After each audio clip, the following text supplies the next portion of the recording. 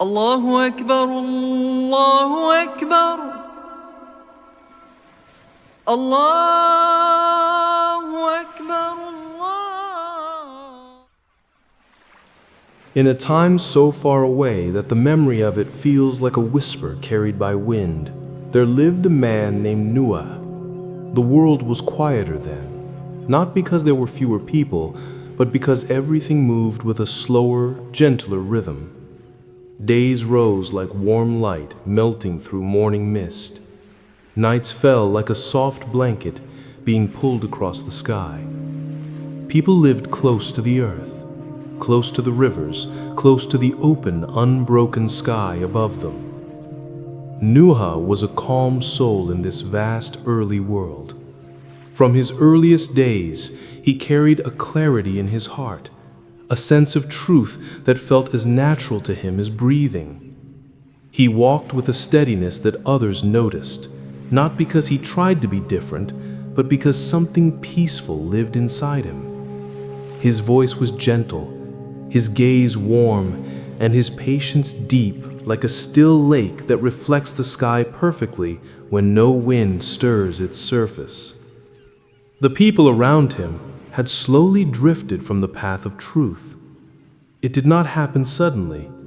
It was the kind of slow drifting that happens when a boat loosens from its rope and moves away from shore without anyone noticing. Over generations, people began carving shapes, figures, and symbols from stone and wood.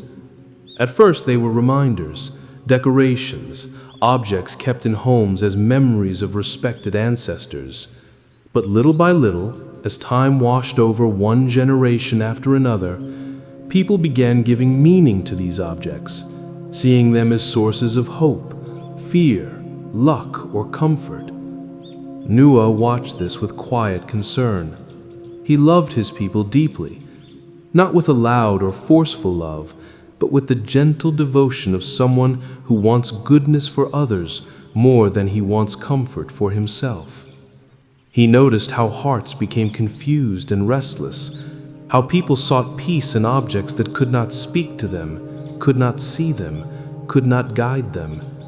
He saw how they relied on illusions instead of turning inward and upward toward truth. So he began to speak to them, not with anger, not with judgment, but with soft persistence. He would approach them during peaceful moments of the day, perhaps while they sat outside their homes after work was done, perhaps in the quiet shade of a tree, or on a warm evening when stars began to appear, one after another, across the vast, unpolluted sky above them. He would say gently, in a voice that felt like a warm hand resting on the shoulder, that they had wandered away from what was real. He would tell them that truth was not in statues or symbols, nor in traditions they had inherited without understanding. He reminded them that peace came from remembering the Creator of the sky, the one whose power shaped mountains, rivers, and hearts. Many listened politely. Some even admired Noah's character, for his kindness and honesty were obvious. But most did not want to change. They felt comfortable in the habits they knew, habits that were familiar, predictable, easy. They did not see the drifting of their hearts as anything harmful. They did not understand why Noah was so concerned. So they brushed off his words and continued on their way. But Noah did not stop. His patience was extraordinary, as though he had an endless well of calm inside him. He called people day and night, publicly and privately, whispering truth with gentleness. He did this not for a short time, not for a single lifetime, but for centuries. His voice stretched across generations. Children grew up, became adults, grew old, passed away, and still Noah continued his calling. And through these long years, he never grew harsh. He never grew tired of caring for his people. Imagine the quiet strength it takes to speak with kindness, even when people laugh at you. To keep offering your hand, even when others turn away.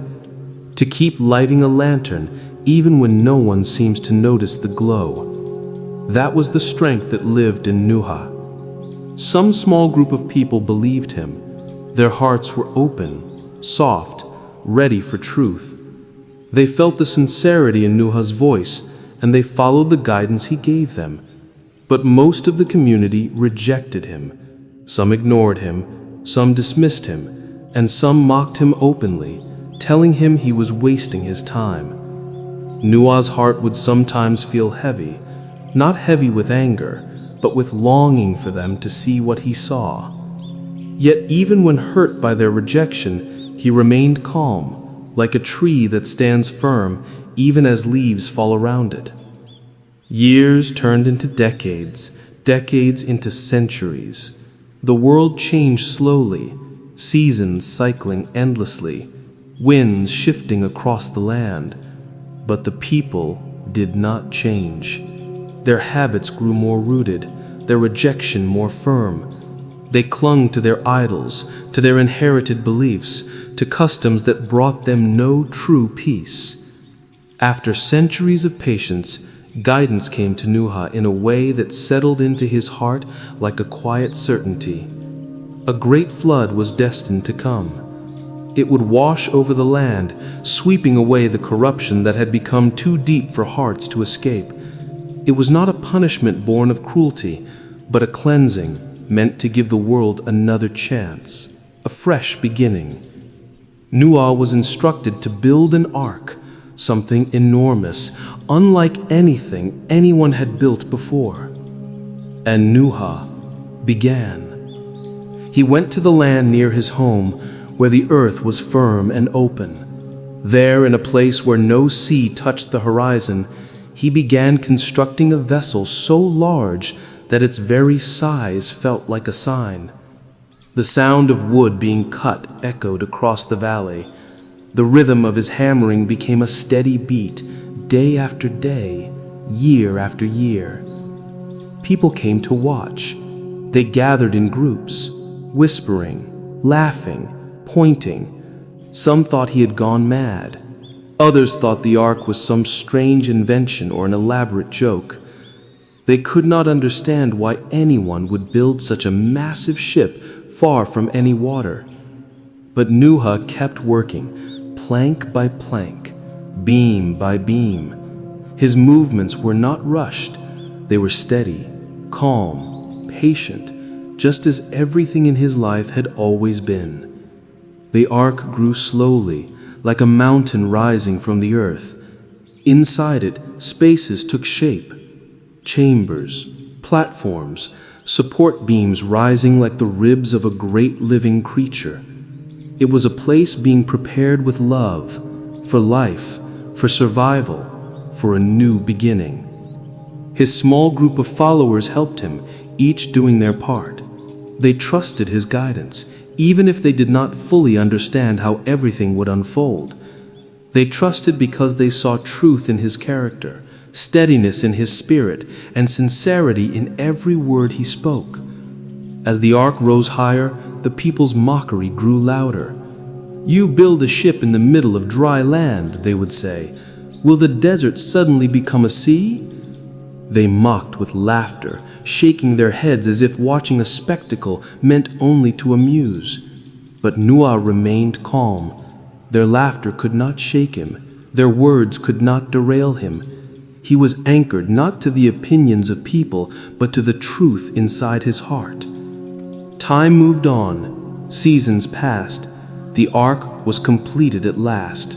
Massive, sturdy, protective. It stood like a quiet giant waiting for its purpose. And not long after, signs appeared. Clouds thickened in unfamiliar ways. The air felt charged with a strange heaviness. Animals began behaving differently. Pairs of creatures, guided by instinct beyond understanding, gathered toward the ark. Birds of different colors and sizes circled above it. Hoofed animals approached slowly, side by side. Creatures that crawled, that slithered, that bounded across the ground, all came in pairs. The people were astonished. Their laughter faded, replaced with confusion. But even then, many of them did not believe anything serious was coming. When the moment arrived, Nuh gathered those who believed, along with the animals, and they entered the ark. The door closed behind them, not slammed, not forced, but shut with a sense of finality, as though nature itself had sealed it. Rain began to fall. At first it was gentle, soft drops tapping on earth like fingertips. Then it grew stronger, the sky darkened, the sound of rain became a roar, water surged from above and from beneath the earth, rivers overflowed, lakes expanded, valleys filled, flowing water turned into rising water, and rising water turned into sweeping water that covered the land with unstoppable force. Outside, people realized too late what was happening. Their certainty shattered like thin glass under pressure. They climbed high places, called Noah's name, begged, pleaded.